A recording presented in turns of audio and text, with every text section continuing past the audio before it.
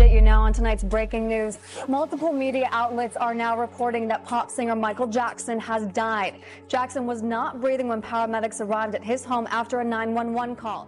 When I first heard that Michael had died, I was in London, days away from the opening of my tour. Michael was going to perform in the same venue as me a week later.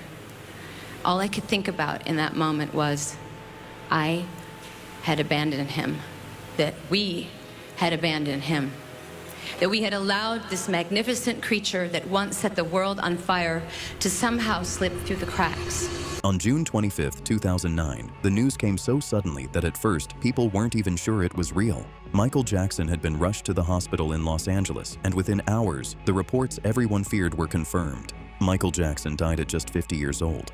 This is a special midnight edition of Larry King Live. We have this statement from UCLA. It reveals details of Jackson's death, and it reads, "The legendary king of pop, Michael Jackson, passed away on Thursday, June 25, 2009, at 2:26 p.m. It is believed he suffered cardiac arrest in his home." As the news spread around the world, celebrities who had known him, worked with him, or simply grown up inspired by him began reacting. And some of those first reactions showed just how difficult it was for even the people closest to Michael to believe he was really gone. My brother, the legendary king of pop, Michael Jackson, passed away on Thursday, June 25th, 2009 at 2:26 p.m. It is believed he suffered cardiac arrest in his home. For Whitney Houston, Michael's death was much more personal than simply losing an artist she admired. She had known Michael and the Jackson family for around 2 decades, so there were years of memories behind her reaction. When Oprah asked her just a few months later how Michael's death had affected her, Whitney remembered hearing the news and simply refusing to believe it at first. I thought, it can't be true. No one have I ever met quite like that young man. You know, and to have it in like that saddens me. Smokey Robinson could remember exactly where he was when Michael's death suddenly became real. He was looking at properties when his wife called him, crying so hard that he could barely understand her. Smokey had known Michael since he was young, so this wasn't a name he expected to hear on the other end of a call like that. When his wife finally managed to tell him what had happened, Smokey simply couldn't accept it. Yeah, to hear that, yeah, it broke my heart. Quincy Jones was dealing with that same disbelief, but there was something else he couldn't get past. Quincy was already 76. Michael was only 50. After everything they had experienced together, Quincy never imagined Michael would be the one to go first.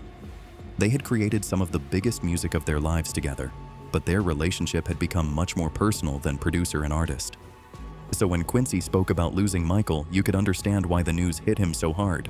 It's very hard to accept. I know I'm in a big state of denial here because I can't believe it, you know. That I'm 76 years old and he's 50 and he's not with me anymore. And because our souls had to be connected to do what we did in the 80s, you know. Say that he was a happy-go-lucky person, you know, all through his career. I don't know. It's just a big loss. I miss my little brother, I really do. And I just still cannot process the fact that he's no longer with us. I love him. For Beyoncé, Michael's death hit especially hard because he was one of the people who had inspired her to become a performer in the first place. She had watched him since she was a child, so during her I Am a World tour, in 2009, Beyoncé took one of her own songs and turned it into an emotional tribute to the person who had helped inspire that dream. That was the night I saw my hero perform for the very first time. That was the night I experienced the magic of Michael Jackson.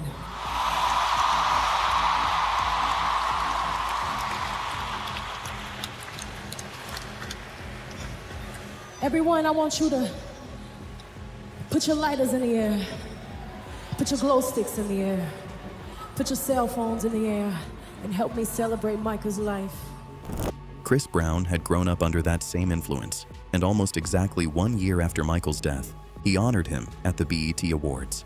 At first, Chris seemed completely in control as he recreated Michael's dancing. But when the performance reached Man in the Mirror, everything changed. Chris tried to sing, but the emotion finally caught up with him.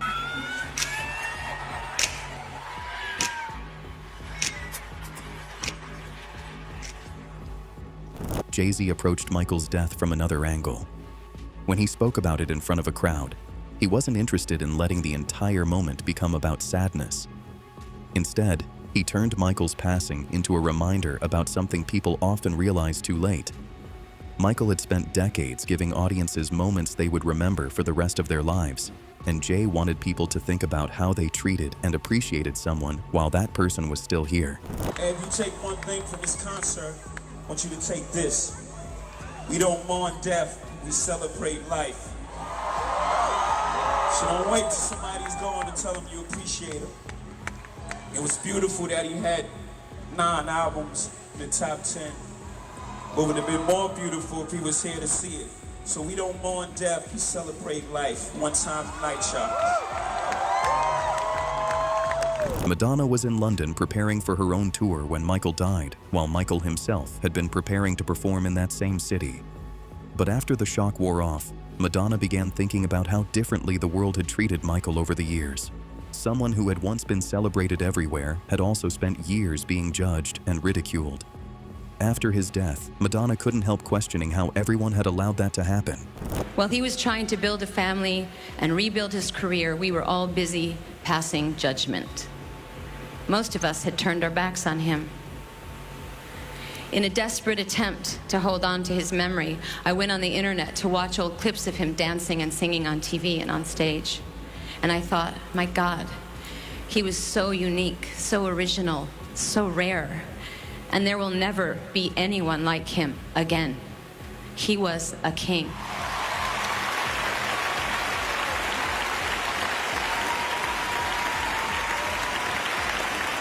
But he was also a human being. And alas, we are all human beings. And sometimes we have to lose things before we can truly appreciate them. And Madonna didn't only look backward. She could already see Michael's influence continuing through another generation, including her own children. They were discovering the same performer who had fascinated her decades earlier. And as she reached the end of her tribute, Madonna made it clear that although Michael was gone, she didn't believe anyone could truly replace him. I want to end this on a positive note and say that my sons, age 9 and 4, are obsessed with Michael Jackson. There's a whole lot of crotch grabbing and moonwalking going on in my house. And it seems like a whole new generation of kids has discovered his genius and are bringing him to life again. I hope that wherever Michael is right now, he is smiling about this. Michael Jackson was a human being, but damn it, he was a king. Long live the king. For Usher, Michael's influence was almost impossible to separate from the generation of performers that followed him. But Usher had also been fortunate enough to experience Michael as more than someone he watched on television. He had met him, known him personally, and even shared a stage with him. So when Usher was asked about the loss, there were really two sides to what Michael meant to him. The artist who had influenced so much of what came after him, and the person whose family was now dealing with something far more painful than anything happening in the music world. You can't say that you were an artist in this century and was not influenced by Michael. You know, I consider myself very fortunate to have had the opportunity to share the stage with him, to know him personally. I am always gonna remember, and I'll be a fan for life. This is a tragedy, to say the least, and has affected all of us. My heart goes out to his family. My heart goes out to his fans. Most importantly, my heart goes out to his mother and also his children. But it's definitely a hard one, a big loss. Justin Timberlake also had personal memories with Michael. But after Michael died, Justin began thinking about why the loss affected millions of people who had never even met him. Michael's music had become attached to moments in people's lives. A song or performance could immediately bring back a memory. To Justin, that was one reason Michael's death felt strangely personal to so many people. The thing about Michael, you know, is the memories. I'm lucky enough to have memories actually physically with him on stage and off. He's created so many cultural photos in people's minds with his music that you know, I mean, he really was and always will be, you know, the king of pop. to create the things that he created with his music. I mean, it's really untouchable. It really is untouchable. But Justin also understood Michael's impact as a performer. Plenty of artists could make great records, but Michael became something completely different when he stepped onto a stage. Justin struggled to even compare that ability to anyone else. And eventually, he found a much simpler way of explaining what Michael had meant to entertainment. He opened the minds of the world. Yeah. And to be able to do that through one piece, one medium of art, is a feat not accomplished by many people, maybe only a handful of people. And even in those handful of people, I don't think anyone ever did it like him. No one presented a song on stage like Michael. But I don't know, I mean, Michael was the baddest. Michael's death even reached the White House. Barack Obama had grown up listening to Michael's music and understood just how deeply it had become part of popular culture.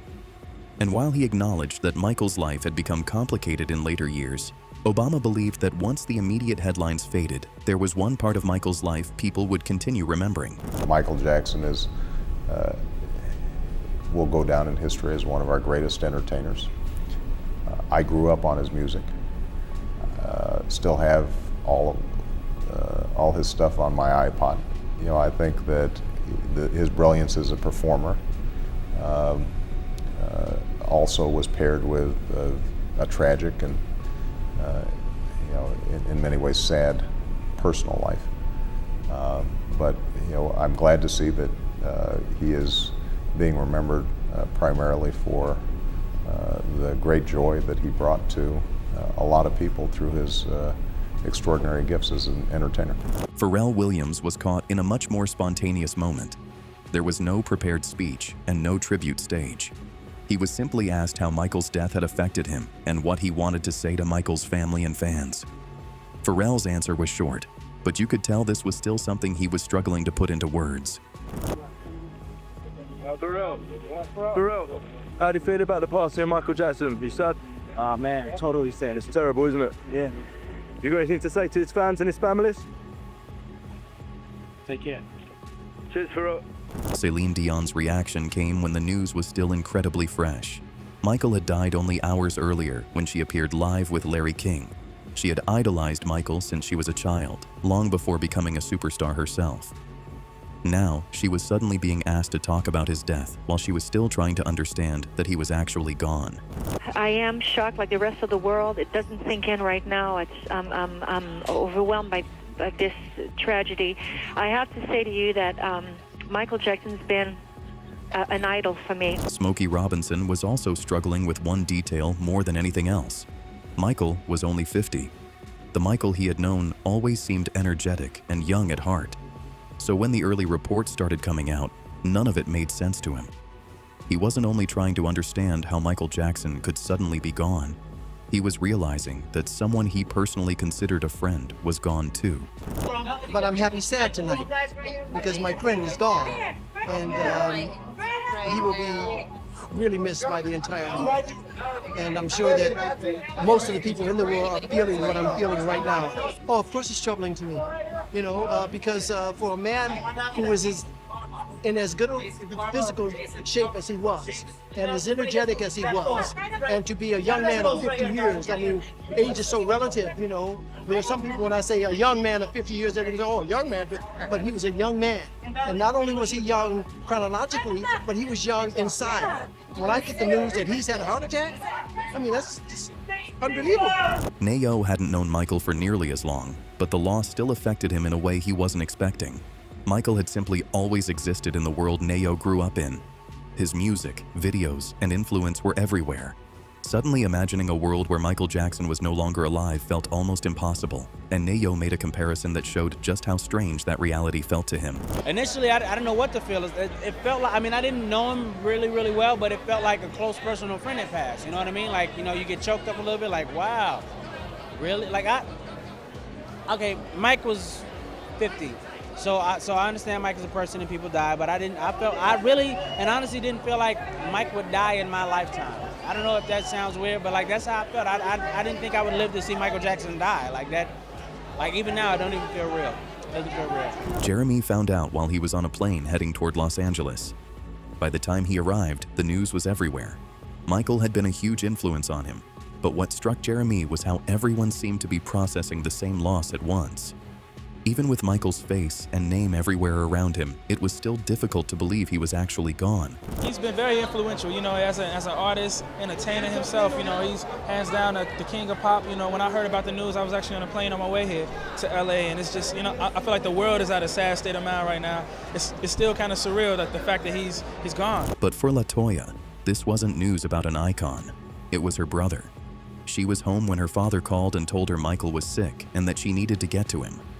At first, she didn't understand how serious it was.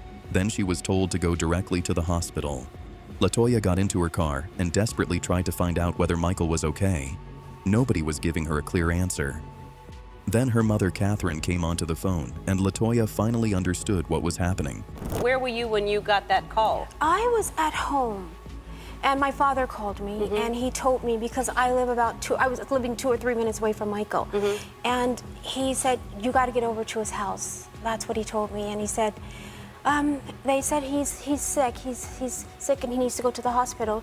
And then he called me back again and says, no, go to the hospital now. My mother got on the phone, and it was just, it was devastating. I lost my way through the hospital. I didn't know where I was going, because I was so nervous, and I said, how's he doing? How's he doing? How's he doing? Is he okay? Is he okay? And my mother's assistant, Trent, wouldn't give me an answer. And my mother, I heard her yelling, who is that? He said, it's LaToya.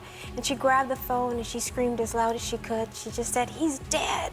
And when she did that, I almost crashed the car. I started crying, and my head went to the steering wheel, and I started begging people on the street to drive me because my legs got so weak. Yeah. And I said, please drive me to the hospital. I was asking anybody. Yeah.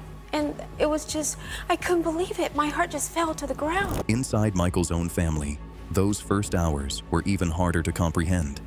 Jermaine remembered hearing his mother say that Michael was dead and being struck by the sound of her voice as she said she had lost her child. He immediately rushed across town, and as he got closer to the hospital, the helicopters filling the sky told him exactly where Michael was. Jermaine first went to comfort his mother, but he needed to see his brother for himself. And when he finally walked in and saw Michael lying there lifeless, the reality of what had happened became impossible to escape. To hear my mother say, Michael's dead, to feel and hear the tone in her voice, to say her child is dead, is nothing that anyone can ever imagine. And to hear her say this, and I'm her son too, and I rushed across town, and once I got close to UCLA, I saw the helicopters in the sky. I said, that's where he is. And I rushed in the hospital, and I went straight to my mother, and I tried to console her a bit, but I wanted to see Michael, and I wanted to see my brother.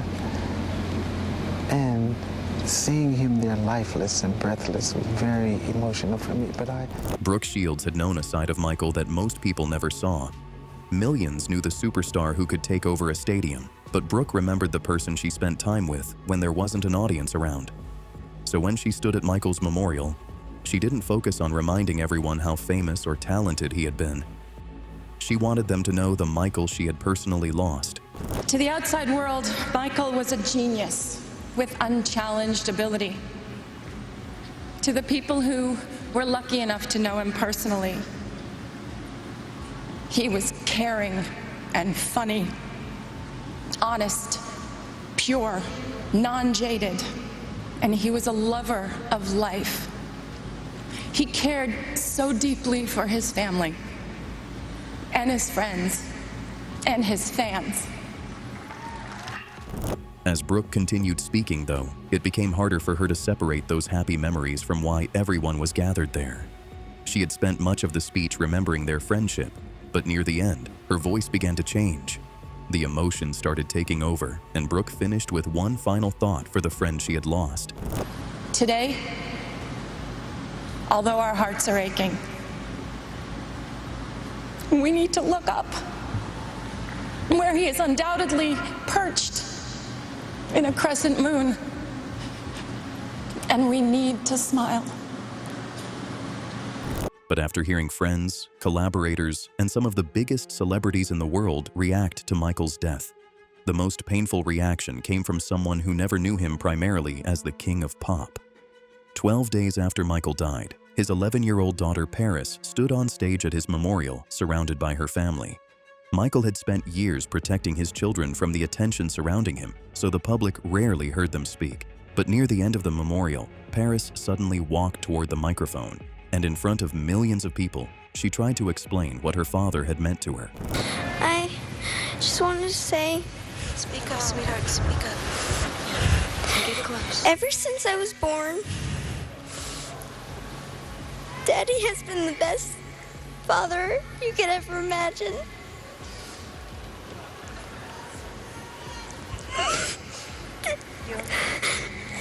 And I just wanted to say I love him so much. Make sure to like, subscribe, and share.